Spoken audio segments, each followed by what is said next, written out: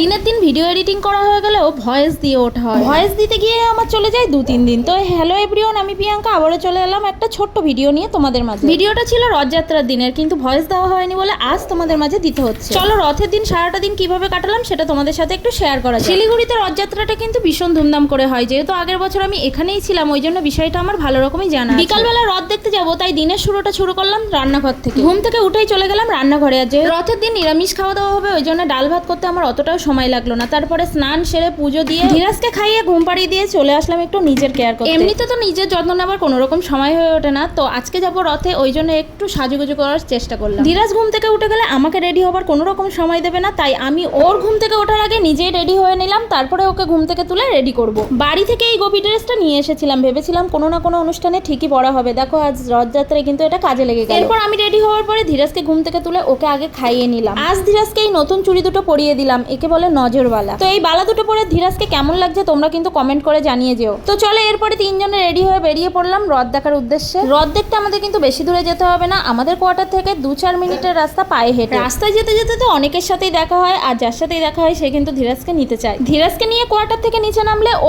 আমার কোলে থাকে কম, আর থাকে কিন্তু সবার কোলে বেশি। গত বছর যখন রথ দেখতে গিয়েছিলাম তখন ধীরাজ আমার পেটে ছিল, আর আজ দেখো ধীরাজকে কোলে নিয়ে রথ দেখতে যাচ্ছে। সবই জগন্নাথ প্রভুর লীলা, প্রভু কৃপা না করলে প্রভুর দর্শন মেলা কিন্তু দুষ্কর। এই যে এখানে কিন্তু সবাই এসেছে রথ দেখতে, আর ধীরাজও কিন্তু খুব খুশি। এখানে যাত্রীদের জন্য এখানে প্রসাদ আর জলের ব্যবস্থাও করা হয়েছে। আমরা এখানে এসে বেশ কিছুক্ষণ দাঁড়ানোর পরে প্রভুর রথের আওয়াজ শোনা গেল। একে একে সবাই আসতেও শুরু করলো, আর ধীরাজ ওর পাপার কোলে দেখো সবাইকে কিভাবে দেখছে। গত বছর এখানে যতটা না ভিড় দেখেছিলাম এবছর কিন্তু তার দ্বিগুণ ভিড় দেখলাম। শুনেছি প্রভু জগন্নাথের অনেক রকম প্রসাদের মধ্যে পাকা কলাটাও খুব রকম প্রিয়, আর তাই এখানে পাকা কলা বিক্রি হচ্ছে, আর অনেকেই সেটা কিনছে প্রভু জগন্নাথের উদ্দেশ্যে রথে দেওয়ার জন্য। আমিও ভেবেছিলাম দুটো নেবো, কিন্তু রথ এসে যাওয়াতে আর নিতে পারলাম না। এখানে দুটো কলার দাম 10 টাকা বলছে। চলো এবার তোমাদের দেখানো যাক এখানে কত লোকের ভিড় হয়েছে। ভিড়ের মাঝে ধীরাজের পাপা তো ধীরাজকে কাঁধে তুলে নিল, না হলেও দেখতেই পাবে না রথ। মনে অনেক ইচ্ছা নিয়ে গিয়েছিলাম প্রভু জগন্নাথের রথের দড়ি ধীরাজকেও একটু ছোঁয়াবো, কিন্তু যখন এত লোকের ভিড় দেখলাম তখন মনটা সত্যি উদাস হয়ে গেল। ভাবছিলাম এত লোকের ভিড়ের মাঝে ওকে রথের পাশে কি করে নিয়ে যাব, কিন্তু ওই যে কথাই বলে না প্রভু চাইলে সমস্তটাই সম্ভব। তাই মনের যে আশা নিয়ে প্রভুর কাছে যাওয়া সে আশাটাও আমার আজ পূরণ হয়ে গেল। এত ভিড়ের মাঝেও কিন্তু প্রভুকে খুব ভালোভাবে আমরা দর্শন করতে পারলাম, আর সেই সাথে প্রভুর দড়িও খুব ভালোভাবেই ছুঁতে পারলাম। জগতের নাথ তিনি, তাই তো তিনি জগন্নাথ। সবাই একবার কমেন্টে লিখে যেও জয় জগন্নাথ। প্রভুকে দর্শন করতে পেরে মনের সমস্ত আশা যেন পূরণ হয়ে গেল। আর আমার ধীরাজ এত ভিড় এত কান্নাকাটির মাঝেও কিন্তু একটু কান্না করেনি। সবকিছুই প্রভুর লীলা, প্রভু চাইলে কত কিছুই না করতে পারে। প্রভুর দর্শন পেলাম, তার রথের দড়ি ধরলাম, সেই সাথে প্রভুর প্রসাদও কিন্তু আমরা পেয়ে গেলাম। রথের থেকে ছোড়া কলা, বাতাসা, জিলাপি সব রকম প্রসাদই আমরা পেয়েছিলাম। এখানে কিন্তু রথটা প্রায় অনেকক্ষণই দাঁড়িয়েছিল, আর আমরাও অনেকক্ষণ প্রভুকে দর্শন করতে পারলাম। যেহেতু সন্ধ্যা হয়ে যাচ্ছিল তাই তারা আর বেশিক্ষণ এখানে সময় কাটালো না, চলে গেল। আর আমরাও বাড়ি ফেরার পথে প্রভুর প্রসাদ নিয়েই বাড়িতে ফিরি। প্রসাদে ছিল বুন্দিয়া, ঝুড়ি ভাজা। তো ভিডিওটা কেমন লাগলো তোমরা অবশ্যই কিন্তু কমেন্ট করে